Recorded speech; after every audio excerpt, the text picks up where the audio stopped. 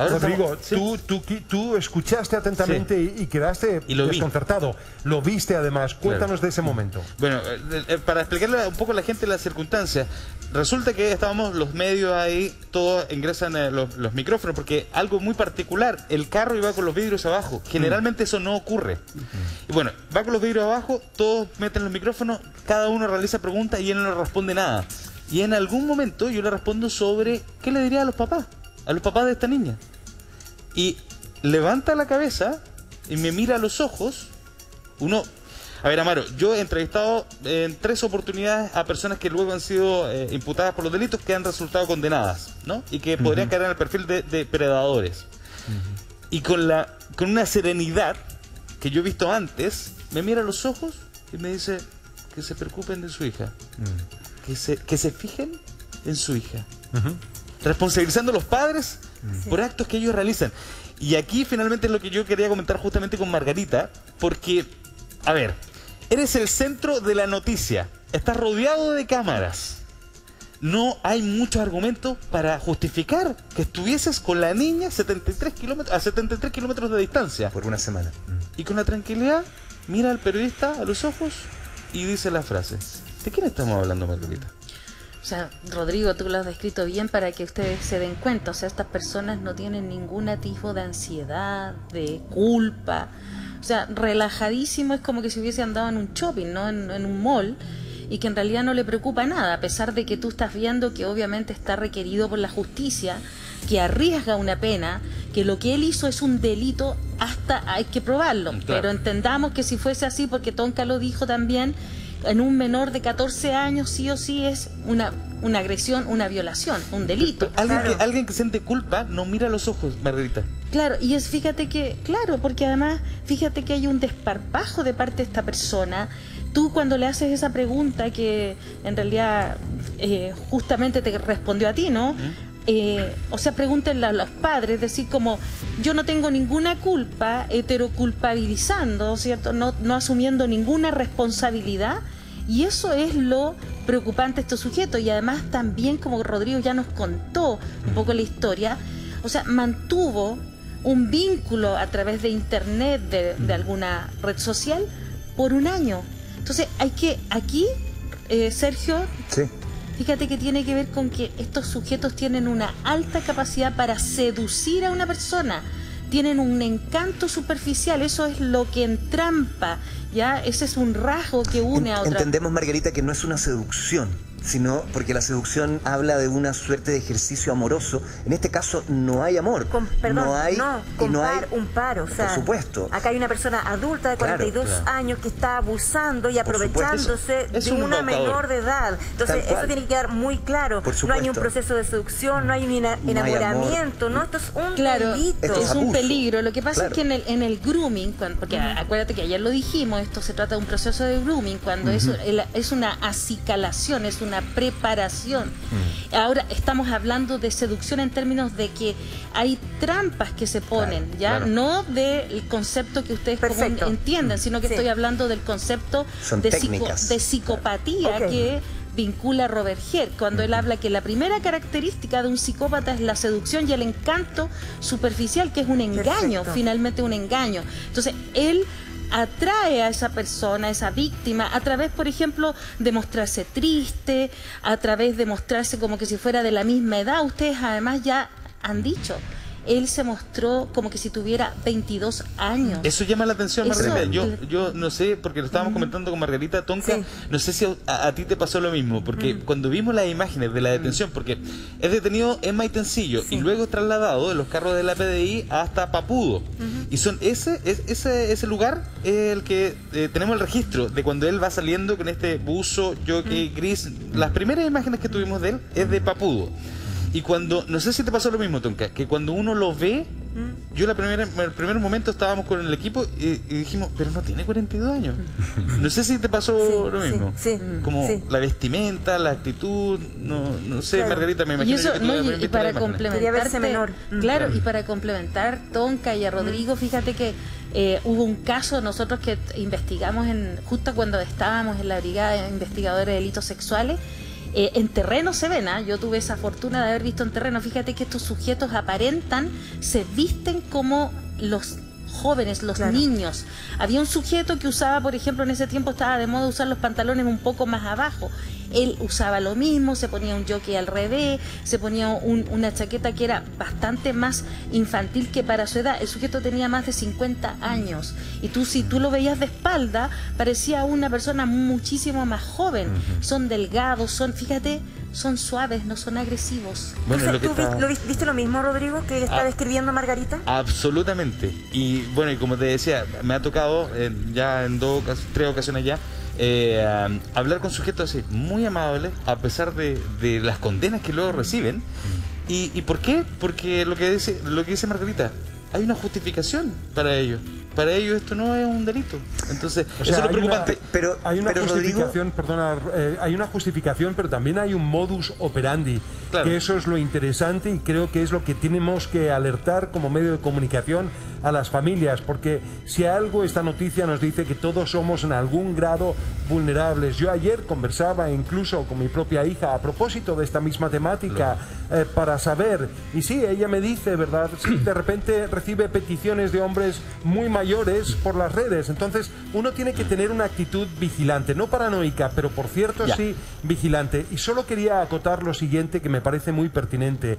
Cuando yo tuve la experiencia de entrevistar a pedófilos en Inglaterra, nunca lo olvidaré, en la cárcel, ellos, a propósito de este modus operandi, me relataba con mucha soltura de cuerpo uno de estos hombres de más de 60 años de edad, lo que hacía. Él compraba el diario cuando no se informaba por internet y averiguaba, por ejemplo, dónde habían madres solteras, ojalá en un estado de vulnerabilidad socioeconómica, porque a partir de eso se presentaba como el hombre que finalmente lo que hacía era, de buenas a primeras, arreglaba la casa, llenaba el refrigerador, mostraba en definitiva a los niños que eran su presa cómo su madre está contenta como hace mucho tiempo no lo había estado. Y a partir de eso el tipo me señalaba con frialdad, tardaría 1 semana, 2 semanas, me puedo indistintamente meter con él o con ella, no me importa, son personas carentes de autoestima y podré depredarlas.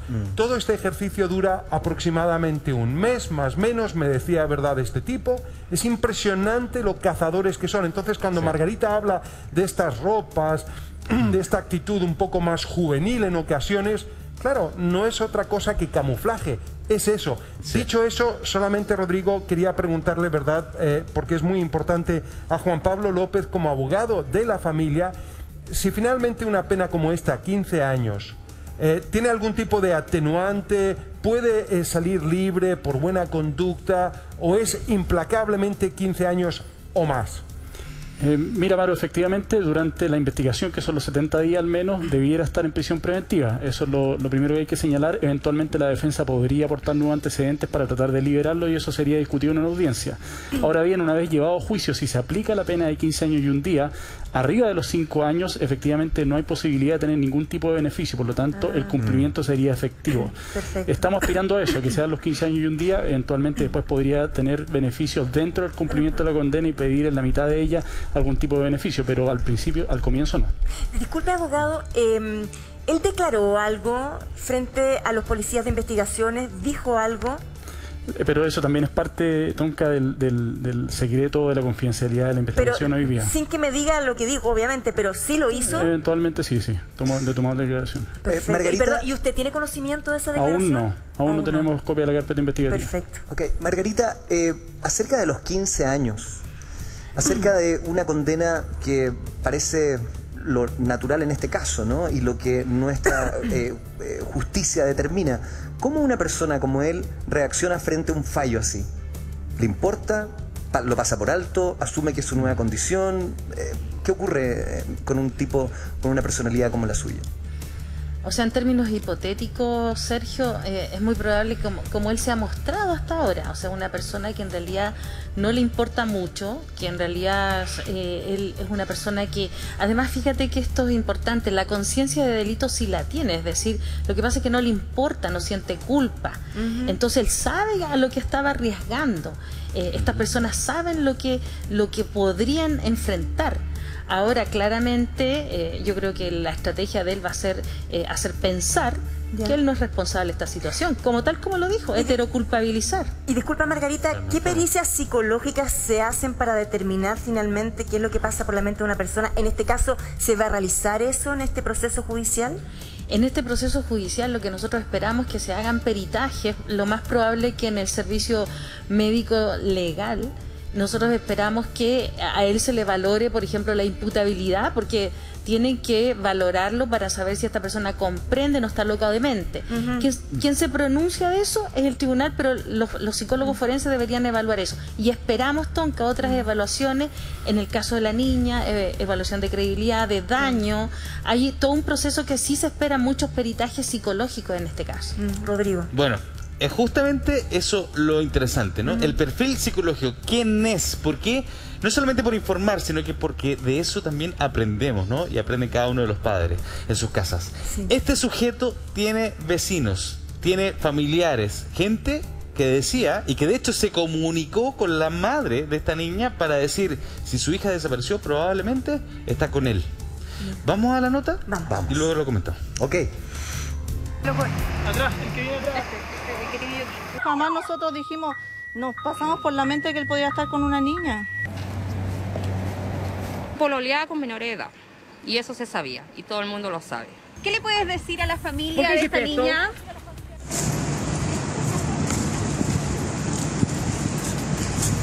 Hasta esta mañana su cara era desconocida. Él es el hombre de 42 años que tanto se ha mencionado. Su nombre es Miguel Ángel Zamora Poblete, quien estuvo junto a la menor desaparecida durante 7 días. A eso de las 10 de la mañana de este miércoles se realizó su traslado hasta el Tribunal de Garantía de Valparaíso, minutos que aprovechó para enviar un polémico mensaje a los padres de la niña. ¿Algo que decir, papá? Que se fijen en su hija nomás. Sin tapujos, endosa la responsabilidad en los padres de la menor en su desaparición, pese a que hoy fue formalizado por el delito de violación reiterada y haber inducido a la menor de edad a abandonar su hogar. Eso me deja más tranquila también, que sé que todo lo que se le viene encima con todos los delitos que tiene acumulados, este tipo ya se va a secar en la cárcel. Buscar todos los medios de que esta persona no cumpla solamente los 15 años, sino que se quede adentro, porque no solamente es un peligro para mi hija, sino que para otras niñas más. Pero ¿quién es Miguel Ángel Zamora Poblete, además de tener antecedentes en 2009 por estafa? Llegamos hasta su barrio, el negocio familiar, una botillería que él atendía junto a su madre. Algunos vecinos dan cuenta que se conocía sus relaciones con menores de edad en el sector. Mira, la primera vez que pasó, cuando llegó al paradero el negocio, porque ellos empezaron con un abarrote, le atacaron el negocio. Los mismos vecinos de acá le atacaron el negocio. Y eso después pasó, quedó callado, como que se portó mejor, no tuvo más polola, hasta lo de hoy día de hoy. Siempre hubo ese rumor. De hecho, yo a mi hija nunca la mandé a comprar, sola. Igual este tipo de cosas sorprenden, porque uno nunca sabe quién es la persona que hagan ese tipo de cosas. Fue una prima del sujeto quien sacó la voz por la familia, señalando desconocer cualquier conducta de pederastia o como se ha señalado que les haya presentado a la menor de 13 años con quien fue encontrado en Maitencillo.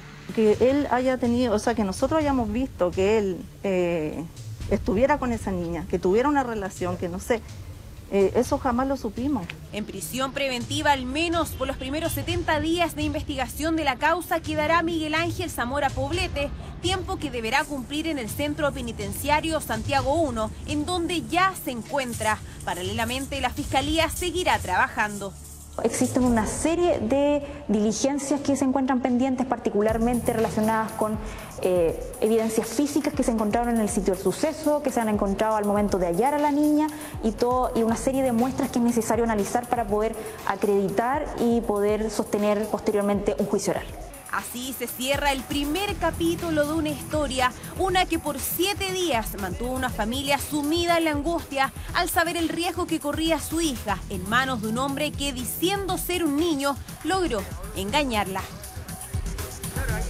Y en la nota, Rodrigo, claro lo que tú decías, cómo los vecinos y algunas personas mayores, adultas, ya sabían que había algo extraño ahí, que ¿Se podría haber evitado o no? Uno se pregunta eso. ¿Qué pueden hacer los vecinos organizados o alguien que está atento y quiere hacer una denuncia para evitar situaciones límites como las que estamos viendo? Sí, claro. Y aquí en este caso la familia hizo las denuncias. Cada una de las veces que ellos consideraban que la integridad de su hija estaba amenazada, hizo las denuncias. Entonces uno se pregunta, bueno, ¿qué más hay que hacer? Sí. Afortunadamente, alguien que conocía a este sujeto tomó contacto con la madre y le dio la identidad y la edad. Y es por eso que en un comienzo nosotros no teníamos fotografías de él, pero sí sabíamos el sector en donde pudiese él estar habitando y además su edad, que finalmente fue algo que llamó la atención, que sabían con certeza que era de aproximadamente 40 años. Y es justamente por ese llamado, gracias a la comunidad, evidentemente.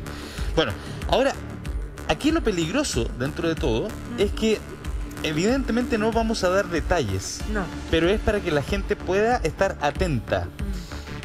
Hay círculos en donde se mueve literatura que enseña a cómo, Amaro lo dijo específicamente, a cómo cazar, porque es esa la palabra que utilizan. Establecen, de hecho, épocas del año de la cacería, como ellos le llaman, y establecen pasos, métodos. Es decir, hay 5 métodos para que ellos mismos se comparten para poder cazar a un niño. Y ellos lo que establecen, la teoría que tienen detrás de esto es que finalmente entonces lo pueden hacer de manera segura, no para el niño, sino que para ellos no ser descubierto. Sí, dale, Rodrigo. No te escucho, Sergio. Es que, ¿sabes qué? Estoy pensando en esto, de lo que hablaba Margarita, que es un tema muy complejo, porque esta historia de la pedofilia tiene larga data, ¿no? O sea, esto es un tema que nos ronda desde hace miles de años. Y actuamos como sociedad cuando nos enfrentamos a este tipo de situaciones. ¿Qué es lo que pasa cuando una persona empieza a desarrollarse y reconoce en sí esta pulsión totalmente distorsionada para los cánones morales y culturales en los que nos encontramos? ¿Hay alguna forma en que si alguien está viendo la pantalla y dice, a mí me pasa esto, yo tengo una pulsión con menores de edad? ¿Hay puertas abiertas para recoger a estas personas que están en ese proceso de elaboración antes de convertirse o transformarse en criminales? Digo, algún tipo de conversación psicológica, psiquiátrica. Lo pienso porque llegamos siempre al final de la historia. Llegamos cuando este tipo de sucesos ocurren, cuando ya la información está dada, cuando ya están las redes tejidas, cuando ya aprendieron a transformarse en criminales. ¿Hay un momento previo en el cual alguien que sienta esa energía, esa pulsión, esta distorsión, lo pueda conversar con un profesional, con una psicóloga, con un experto? Con un experto. ¿Sabes qué, Sergio? Fíjate que la mayor parte de esos sujetos no lo viven como algo egodistónico, algo que les moleste, sino más bien están sintonizados con eso y para ellos no es un problema. Te lo comento. Y te lo ¿Sabes digo? por qué te lo comento? Solamente darte un detalle. Se lo había comentado anteriormente a mis compañeros. Años atrás escuché la historia de una persona que decía, esto es a propósito de un ejercicio artístico profesional, ¿no? Esta persona quería develar esta pulsión. Decía, yo tengo esta pulsión, pero nunca he llegado a cometer el acto. Entonces estoy entre la espada y la pared. Pensé que estaba solo. Se metió en internet y buscó y encontró a mucha gente que tenía la misma pulsión y que tenía la misma contracción. Saben que no pueden obrar porque están cometiendo un delito, porque están cometiendo una amoralidad finalmente, pero tienen la pulsión. Entonces existe un camino intermedio para que esa gente que tiene esa sensación pueda conversar, pueda tratar de encauzar esto y no tener que llegar al acto. Pero fíjate, Sergio, que voy a ser bien sincera y franca contigo. La verdad, las cosas que los casos de lo que tú me estás diciendo son muy pocos, porque estas personas tienen personalidades psicopáticas, por lo tanto, eso que estás diciendo tú es mentira, eso no es así. No que tú estés mintiendo, sino que esas personas están mintiendo. Fíjate que en el año 2017, en una universidad de Alemania, me entiendo que fue una estudiante o psicóloga que habló a favor de un sujeto que se llamaba Jonas. Y como que lo victimizó. Pero fíjate que aquí las víctimas son otras. Son los niños, no esos sujetos. Lo que pasa es que esos sujetos buscan victimizarse para ganar cierta, de alguna manera, aprobación frente a la sociedad. Pero eso no es así. Yo quiero dejarlo en claro. ¿Por qué? porque esos sujetos saben que lo que están haciendo les provoca un daño. Te voy a decir una cosa, cuando ayer Amaro mostró esas imágenes que tiene el grupo NAMBLA, ¿tú sabes lo que hacen con esas imágenes? Te voy a decir una cosa, esos sujetos les marcan los cuerpos a los niños, les sacan fotografía y lo exhiben. Es que estoy hablando, estoy hablando de lo anterior. Es que lo que pasa es que lo anterior... No puedo no pensar, Sergio, que existe gente... Pero Sergio, es que tú estás pensando desde tu modo de ser, no estás pensando como una persona que es así. Y yo te estoy diciendo que eso no es así, porque estos sujetos tienen... Mira, Hugo Marietan... Este era un caso real. Este era un caso real que ocurría aquí en Santiago de Chile. Conocí un caso, una persona que decía, tengo la pulsión y espero no cometer nunca un acto así. Necesito ayuda. ¿Existe algún lugar? Esa es mi pregunta. Pero mi querido Sergio... No, si está todo bien, pero solamente para conversar, para saber si que alguien que tiene esa necesidad de conversar con alguien puede ir a donde un profesional. Por supuesto, pero yo te voy a decir una cosa que hay que dejarlo en claro, porque no hay que distorsionar cosas. Cuando me tocó estar en el Instituto de Criminología, donde se hace evaluaciones precisamente de delitos sexuales, fíjate que de todos los sujetos, a mí me tocó estar en más de 100 casos participando y además también como coevaluadora. Hubo un sujeto de todos los que nosotros valoramos, que se evalúa, que tenía esa conciencia que tú estás diciendo. Pero fíjate que esos sujetos son muy pocos, porque la mayor parte entiende una cosa, no es que solo sea pedófilo, sino que hay una combinación de psicopatía. Por eso es que esos elementos no aparecen como reales. Recuerda que el psicópata engaña, seduce, miente, manipula. Entonces, son muy poquitos los casos. Si fuera así, obviamente que tiene que ir a tratarse, eso está claro. Yo quería ofrecer una estadística, corrígeme si me equivoco, Margarita, pero rápidamente, entre un 4 a un 10% de los hombres sufren este tipo de trastorno. Eso según las lecturas que yo, por lo menos, preocupado respecto al tema, estaba leyendo anoche. A propósito justamente también de los análisis del FBI. Dime. Sí, es que, bueno, aquí finalmente lo importante, creo yo, ¿no? Es que finalmente, como no podemos apelar a la conciencia y a la moralidad de este tipo de sujetos, es que los padres tengan atención. Por supuesto. Entonces vamos a decir dos cosas muy breves para preguntarle justamente al abogado sobre las diligencias que vienen en el caso. Pero número uno, ¿qué es lo que hacen para poder agregarlos a Facebook o a Instagram? Es que primero comienzan a agregar a todo el grupo de amigos. Entonces cuando le llega al niño la invitación, dice, bueno, pero este sujeto tengo estos amigos en común, debe ser alguien de confianza. Y entonces lo acepta. Entonces, atención número uno a eso. Y segundo, yo sé, mira, hay detalles que son muy complejos, que no lo podemos tratar. Rodrigo, muy breve, pero solamente quiero preguntarte una cosa. ¿Cuáles son las redes más vulnerables? En esta instancia, ¿cuál fue la red escogida? Instagram. Perfecto. ¿Y cuáles son las otras, según tus pesquisas, que han sido, las más vulnerables para esto? Hay de todo, Amaro. Las más populares, por ejemplo, TikTok, Instagram, Facebook. Evidentemente Facebook no tanto hoy día, pero hay una serie de plataformas, o sea, de lugares inimaginados. Y además que se comparten estas redes justamente por la Deep Web. Entonces se comparten estas redes por la Internet profunda. Segundo, disculpa, por favor, termina. Y segundo, para los padres que nos están viendo, es sumamente importante que usted le pueda decir al niño las partes del cuerpo por su nombre, porque una vez que pueden ser ellos víctimas de abuso, la primera técnica que utilizan es cambiarle los nombres a las partes del cuerpo. Entonces, si el niño nunca verbaliza lo que le ocurrió, porque lo nombra de otra manera. Qué impresionante. Sí. Eso podemos entregar, solamente por supuesto. Eso. Para el abogado Juan Pablo López, tenemos varios antecedentes. Hay un proceso judicial que está comenzando. ¿Qué tipo de defensa puede tener una persona así? La tiene, obviamente que la tiene porque son sus garantías, pero lo más seguro es que tenga esos 15 años como base en esto. ¿Y qué argumentos se puede esgrimir la defensa para rebajar esa condena? Uno siempre se lo pregunta en estos casos, si podría llegar a haber un argumento potente para defenderlo en un juicio. ¿Qué dice usted? Claro, mira, hay dos principios. Ahí está el principio, obviamente, de inocencia y está el derecho a la defensa. Todo ciudadano, independientemente del delito o la atrocidad que haya cometido, tiene derecho a una defensa que incluso es costeada por el Estado en este caso. Claramente muy complejo llevar una teoría del caso desde el punto de vista de la defensa, sobre todo si hay antecedentes de carácter técnico, como decía Margarita, periciales.